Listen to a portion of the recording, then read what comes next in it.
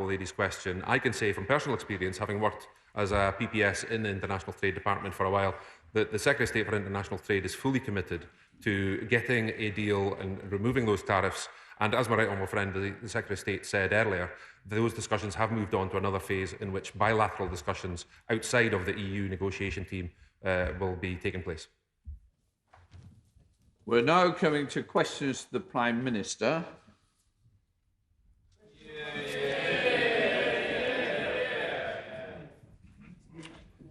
Prime Minister, on behalf of David Amis, who is virtual, I ask the Prime Minister about his engagements. Question 1 to the Prime Minister. Thank you, Mr. Speaker. This morning I had meetings with ministerial colleagues and others. In addition to my duties in this House, I shall have further such meetings later today. Let's head to Southend. Sir David Amis. Next month, a book which I have written called Eyes and Ears, A Survivor's Guide to Westminster, will be published, part of which covers Brexit. And yes, by inference, everyone will be in the book.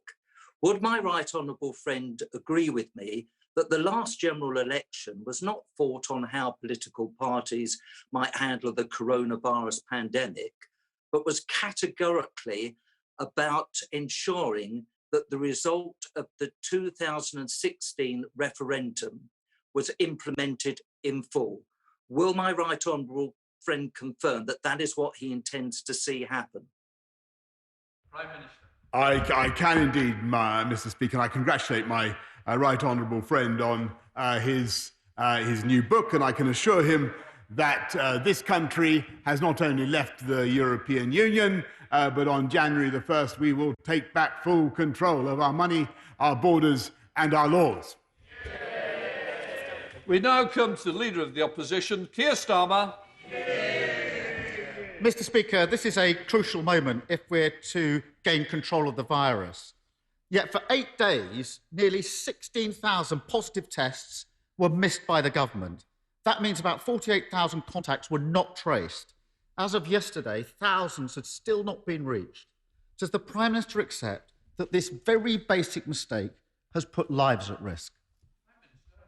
Mr. Speaker, this is certainly a problem that we have fixed. The computer glitch error that he refers to has been addressed. All the 16,000 that he refers to have in fact got their positive test results and should be self-isolating. And as soon as we became aware of the missing data, we brought in 800 people to chase up those index cases, and we continue to chase their contacts, Mr. Speaker. And I think it will be for the reassurance of the House and the country that the data points, the missing data points, do not, now that we look at them, change in any way our assessment of the epidemiology, the spread of the disease, and that's why we continue with our package to suppress the virus, not just nationally, but locally and regionally as well. Keir Starmer. Mr. Speaker, this isn't just a technical issue, it's a human issue. And the attempted reassurance by the Prime Minister just doesn't wash. In Greater Manchester, some of the missing cases date back to September the 18th. That's 2.5 weeks ago, with 3 very serious consequences. It's now much harder to contact people after so long, the contacts of the 16,000. Even if they're contacted successfully, for many, the self-isolation period has already expired. And thirdly, important decisions on local restrictions were made using the wrong data. £12 billion has been invested in this system, and yet a basic Excel error brings it down. No wonder it's been described as intergalactic incompetence. So why, at this crucial moment, did it take so long to catch this error and to address it? Well, Mr. Speaker, you can't have it both ways. You can't call it a human error and a basic Excel error.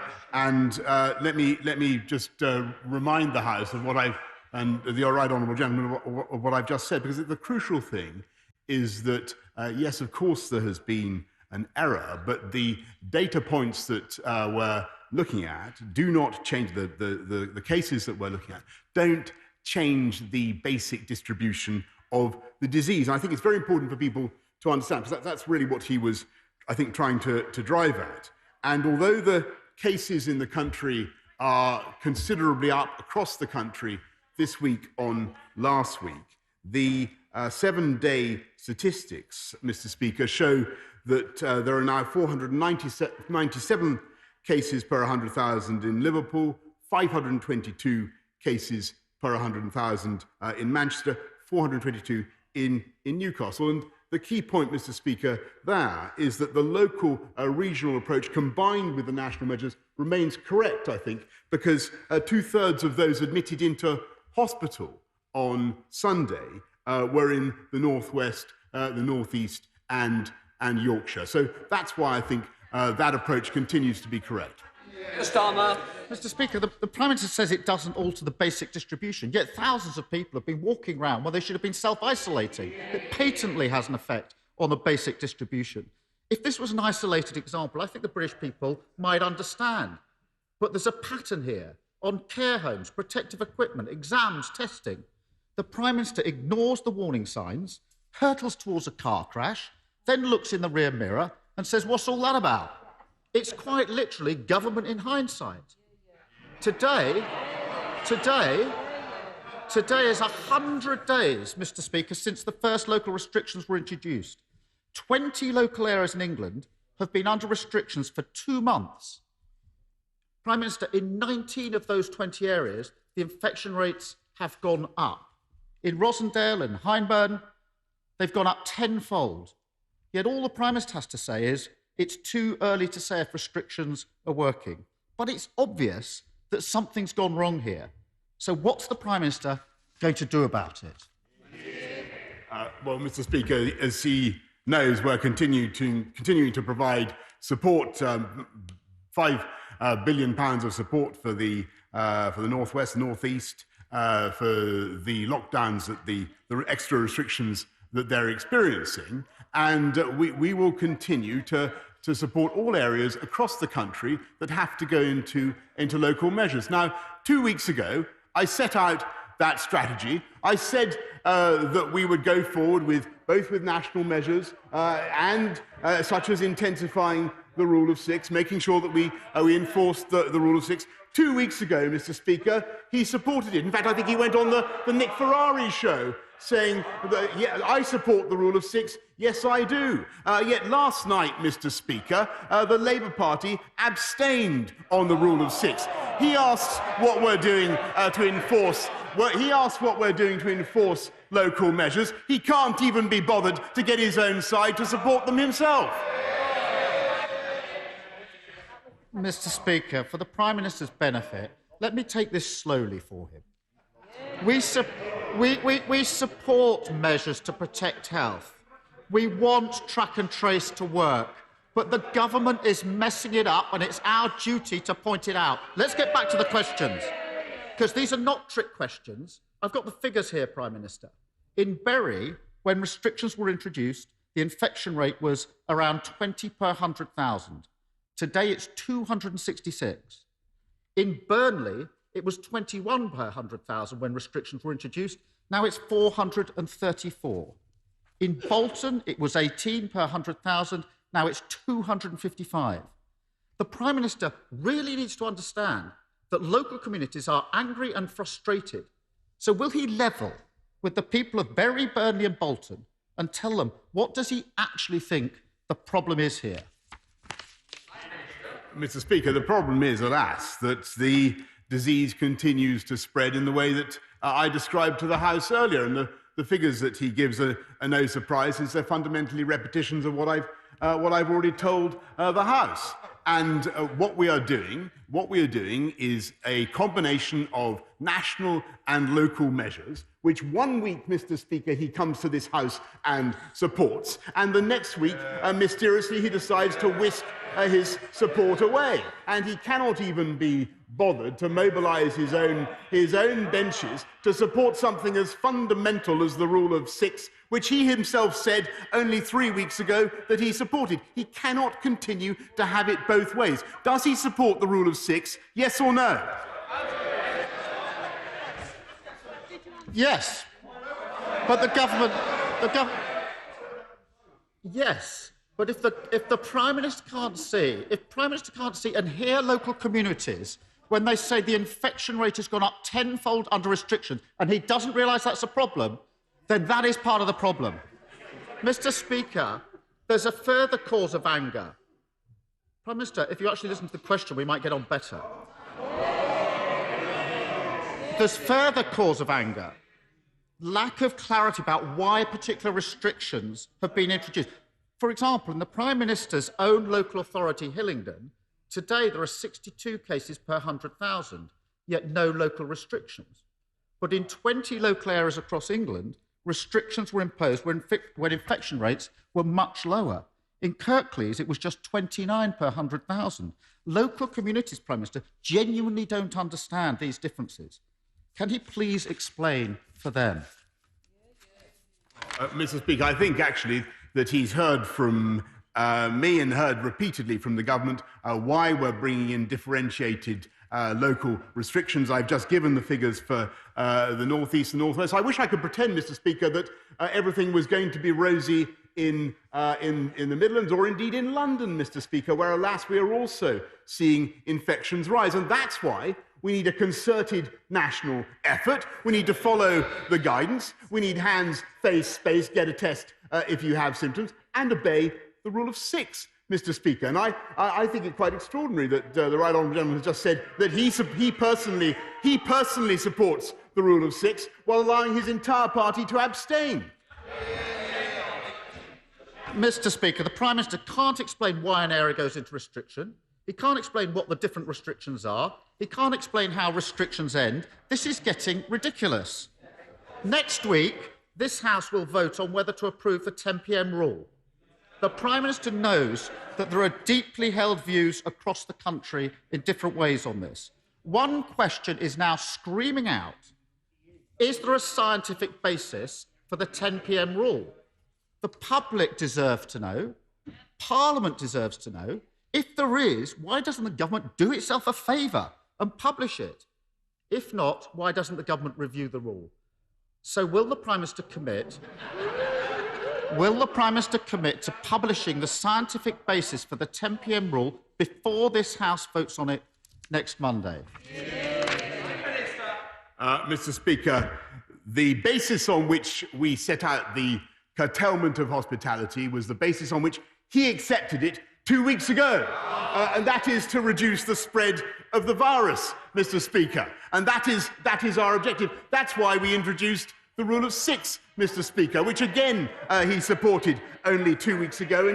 And yet last night they have said, and today they're withdrawing their support for other restrictions. What kind of a signal, Mr. Speaker, does this send to the people of the country about the robustness of the Labour Party and their willingness to enforce the restrictions? Mr. Speaker, that's not new leadership, that's no leadership.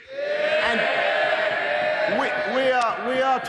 we are taking the tough decisions that are necessary, imposing restrictions, which we don't want to do, Mr. Speaker, but imposing restrictions locally and nationally to fight the virus, to keep young people, keep kids in education, and keep the bulk of our economy moving. And at the same time, Mr. Speaker, we are getting on with our agenda, our lifetime skills guarantee, our green industrial revolution, by which we will take this country forward and build back better. John Stevenson. Thank you, Mr. Speaker. Two of the government's central policies are levelling up and housing. Carlisle and Cumbria needs further infrastructure investment, but it does have the capacity for increased housing development, especially with the Garden Village to the south of Carlisle. The government therefore has the opportunity to help with both its levelling up agenda while reducing the strain on housing in the south of England. To achieve this, the government could move parts of government departments out of London to the provinces, but not Manchester and Leeds. Would the Prime Minister therefore let me know when he proposes to move a government department to Carlisle? Well, Mr. Speaker, I've spent at least one very happy night out in Carlisle, and I know it's a wonderful place, and I will certainly look with interest at the honourable gentleman's suggestion. We do have an ambitious programme to disperse, to unite and level up across our country. We now go up to the leader of the SNP, Ian Blackford. Thank you, Mr. Speaker. This week is Challenge Poverty Week, and I'd like to thank all organisations across Scotland and the United Kingdom helping families through the most difficult of times. Their dedication and commitment should inspire every single one of us in the fight to end poverty. With mass unemployment looming, having the right social security measures in place to help families over the long term is vital. Mr. Speaker, the Chancellor has so far refused to commit to make the £20 universal credit uplift permanent. This means that 16 million people face losing an income equivalent of £1,040 overnight. Will the Prime Minister now commit to making the £20 uplift to universal credit permanent? Mr. Speaker, can I thank the right honourable gentleman, and I welcome his support for universal credit, which this side of the House introduced. I'm proud that we've been able to uprate it in the way that we have, and we will continue to support people across the country with the biggest cash increase in the national living wage this year, and the result of universal credit so far has been that there are 200,000 fewer people in absolute poverty now than there were in 2020. I know that he wasn't perhaps a keen supporter of universal credit when it was introduced, but I welcome his support today. Returning to Scotland with Ian Blackford. Ian Blackford. Mr. Speaker, one of these days the Prime Minister might even consider to ask the question. It was about making the £20 increase permanent. The Joseph Rowntree Foundation have painted a very clear picture for his government. Strip the £20 universal credit away and 700,000 more people, including 300,000 children, could move into poverty. 500,000 more people could end up in severe poverty, more than 50% below the poverty line. The Resolution Foundation have called the £20 uplift a living standards lifeline for millions of families during the pandemic. Challenge Poverty Week is a moment for all of us to take unified action against poverty. The Prime Minister has an opportunity here and now. Will he do the right thing? Will he answer the question? And we make the £20 uplift permanent? Mr. Speaker, I don't want to, in any way to underestimate the importance of what the Honourable Gentleman is saying. It is vital that we tackle poverty in this country, and that's why this government is so proud of what we did with the national living wage. And what I can tell him on universal credit is that we're putting another £1.7 billion into universal credit by 2023-2024. And if that doesn't give him the answer that he wants, then he can ask again next week. But we will continue to support people, families across this country. And we will continue to spend £95 billion a year in this country on working age welfare. But the best thing we can do for families, for people on universal credit, is to get this virus down, get our economy moving again, and get them back into well-paid, high-skilled jobs. And that's what we're going to do. Ben. Thank you, Mr. Speaker. The review announced by the Prime Minister into transport connections across the Union will be hugely welcome in Wales, where the public want a new M4 relief road, a cut in railway journey times in North Wales, and in Clwyd South, an upgrade to the A483 A5. Does the Prime Minister agree that this review demonstrates his government's commitment to building back better in a strong United Kingdom? Yeah. Well, I thank my honourable friend who represents that constituency I once fought for. So well, he represents it well. I don't think I fought for it very well, Mr. Speaker. And the A483 A5 connection that he mentions, I know well, and I know that Sir Peter will certainly be looking at that scheme and many others in his union connectivity review. Sir Geoffrey Donaldson. Thank you, Mr. Speaker. The Prime Minister is passionate about the union, as am I. And in welcoming the review of connectivity within the union, as the honourable member has just mentioned, would the Prime Minister agree that whilst it is good to consider connectivity across the Irish Sea, it would be devastating to Northern Ireland to have barriers to trade in the Irish Sea? And in the remaining days of the negotiations with the European Union, can I urge the Prime Minister to hold firm and to commit to protecting Northern Ireland's place within the internal market of the United Kingdom by ensuring full and unfettered access for our businesses and businesses who trade in either direction, and for the consumers who benefit from Northern Ireland being an integral part of the United Kingdom. Well, Mr. Speaker, I think that the right honourable gentleman is entirely right, and I'm sure his words will have been heard loud and clear with our friends in Brussels. But just in case they haven't, of course, we have the excellent UK internal market bill to prevent such barriers from arising. Christian Wakeford. Thank you, Mr. Speaker. My right honourable friend, the Prime Minister, is right to be talking about levelling up and building back better, but building back fairer. Can my right honourable friend outline what support is available for towns that haven't received any towns or high street funding in recent tranches, such as Radcliffe and Prestwich in my constituency? And will he join me as part of my campaign to support local shops by congratulating the winner of my independent shop competition, The Only Way is Melt by Tracy in Radcliffe? Yes, Mr. Speaker, I can indeed confirm to my honourable friend that in addition to the particular support that he mentions, we're directing another £160 billion of support for business and local authorities and business improvement districts. And I'm more than happy to congratulate The Only Way is Melts by Tracy in Radcliffe. Matt Weston. Thank you, Mr. Speaker. Across the UK, our universities are struggling to contain the coronavirus, with some 5,000 cases reported in recent weeks. Our communities deserve better and more local and immediate access to testing facilities. But in Leamington, I'm told that Deloitte will not deliver on their testing facility until the end of this month, some 4 weeks after 7,000 students will have arrived back in the town of Leamington. My question is simple. Was the government not expecting students to return to university? Well, Mr. Speaker, it's very important that students should return to university in the way that they have, and I want to thank the overwhelming majority of students for the way that they've complied with the guidance, complied with the regulations, and are doing what they can to suppress it. Clearly, there are particular problems in some parts of the country, which we've discussed at length already, and we will be pursuing the measures that we've outlined to bring them down in those areas, and I hope that he will support them. Thank you, Mr. Speaker. In his statement on the 22nd of September, my right honourable friend said that the Chancellor and the Culture Secretary are working urgently on a support package for sports clubs that rely upon paying spectators. He also recognised the similar difficulties facing the conference and exhibition industry. I agree with his analysis, and that sector is really important in Harrogate and Knaresborough. So could he tell the House when that package will be coming forward, and will it include the conference and exhibition industries? Well, Mr. Speaker, I totally agree with my honourable friend about the importance of the conference and exhibition industry. It's, I think, worth about £90 billion to this country.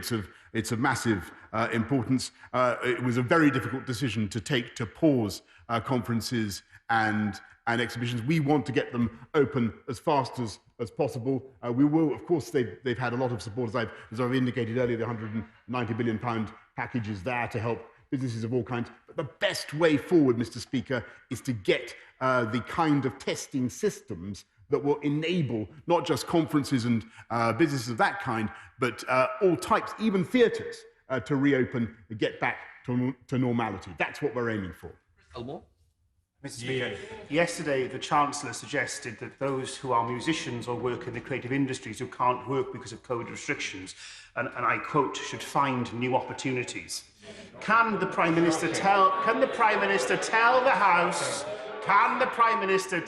House what jobs the hundreds of thousands of people, including hundreds in my constituency who work in the fastest growing part of our economy, should be doing?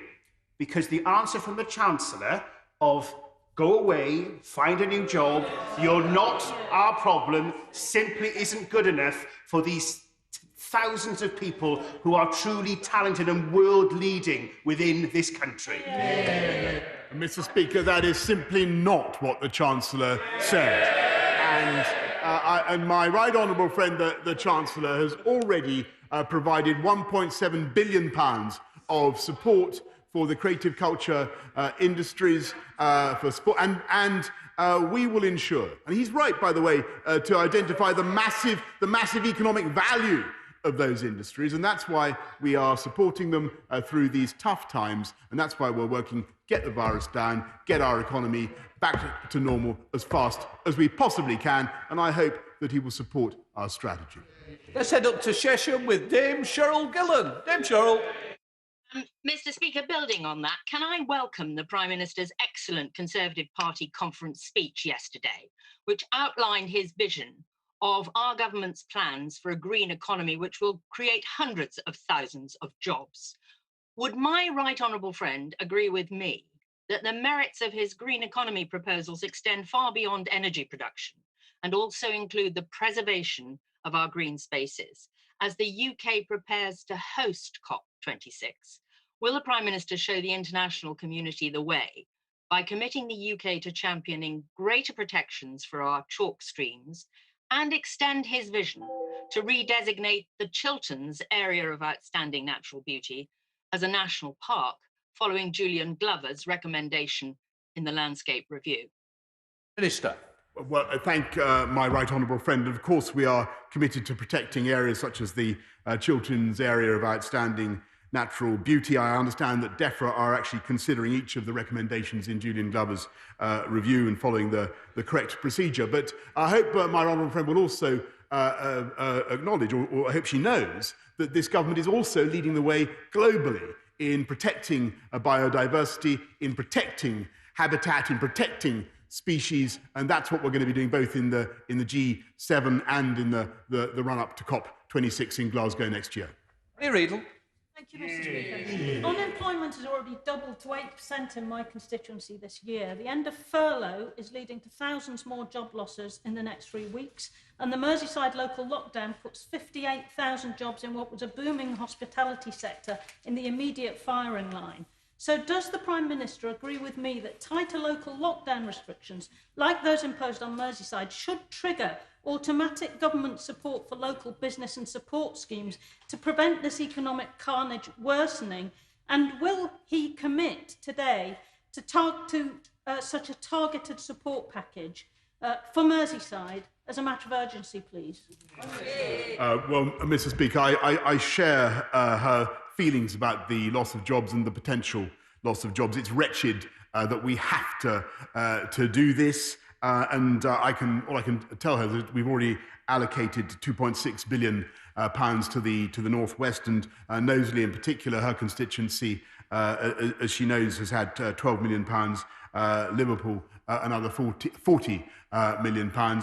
But we will continue to provide support across the country to put our arms around jobs and livelihoods in the country as we've done throughout this pandemic. Thank you, Mr. Speaker. And can I welcome the Prime Minister's confirmation of the 40 new hospitals this decade, including the Mid and North Hampshire proposal, which will serve many of my constituents in East Hampshire. And does he agree with me that this is also a good opportunity to optimise healthcare provision across the wider area, making full use of our valued community hospitals like Alton Hospital? Yes, indeed, Mr. Speaker. I can confirm to my right honourable friend that we're building a new hospital at Basingstoke and North Hampshire Hospital, a major refurbishment at the Royal Hampshire Hospital in Winchester, and we will continue to support Hampshire Hospitals NHS Foundation Trust as they develop their plans, including such local infrastructure as Alton Community Hospital. West. Thank you, Mr. Speaker. Restrictions in the North East around opening times and socialising with other households are limiting custom, reducing income and making it uneconomical for many businesses to stay open, including those in my constituency of Blaydon. So what assurance can the Prime Minister give myself and the local authorities that he will provide the necessary finance to mitigate their income and retain the 80,000 people employed in the hospitality and retail sectors? And will he meet local leaders to discuss their request for this support? Well, Mr. Speaker, she's entirely right to raise the issue of support for hospitality. We'll continue to do in areas that face tougher restrictions. We'll continue to do whatever we can to to support, and she'll be familiar with the big package that we've already brought in. But I think that the party opposite does really need to decide whether they're in favour of the plan to reduce transmission, to bear down on the virus, or not. Because if they are, then I'm afraid they must recognise that there will also be consequences of that plan. Thank you, Mr. Speaker. The Prime Minister's new lifetime skills guarantee is hugely welcome. Peterborough already has a new specialist university plan specialising in manufacturing, in technology, science and engineering, thanks in part to the government's funding of a £14.6 million new research super hub in our city centre, bringing back highly paid jobs to our city centre. Does he agree that it's vital to include adult learners in our vision for further education and universities, so that people in working cities like Peterborough have the right skills to succeed? Yes, I thank my honourable friend, because it is indeed part of our plan to fuel a green economic recovery that we've put £14 million from the Getting Building Fund into Peterborough to accelerate the delivery of a new educational and research facility, and we're also giving Peterborough another £1 million of accelerated payment for investment into capital projects to enable Peterborough to build back better. Stephen Timms. Thank you, Mr. Speaker. The government was right to increase universal credit by £20 a week to help families with the extra costs of the pandemic, but at the moment that increase is due to be removed next April. He's declined today to commit to making it permanent, but will he at least agree with me that it would be unthinkable to cut everybody's benefit before the pandemic is over? Mr. Speaker, of course we keep all these things under constant review, but I'm glad that he too joins the benches opposite in support and approval now for what the government has done with universal credit. David Johnson. Thank you, Mr. Speaker. Just 12% of our journalists and our chief execs come from a working class background, and just 6% of our doctors and our barristers do. Does my honourable friend agree with me we need a renewed focus on social mobility from all institutions so that we make much better use of all of the country's talent? Mr. Speaker, that is exactly what this government was elected to do in 2019. We were elected on a manifesto not just to build 40 more hospitals, now 48, to put 20,000 more police on our streets, but to unite our country and level up across our country and unleash the potential of the whole of the United Kingdom, and that is what we're going to do.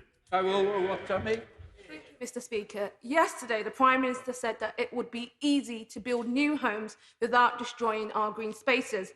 Now, many constituents in my part of Coventry are concerned that the government is yet again relying on dodgy figures to trample on our green spaces and build unaffordable, low-quality homes in its place. Now, as Coventry is running out of brownfield sites, precisely where does he expect these new homes to be built? Mr. Speaker, there is abundant brownfield space across the whole of the UK, and I speak as somebody who used to be the planning authority for London, and I know whereof I speak. The opportunity is there.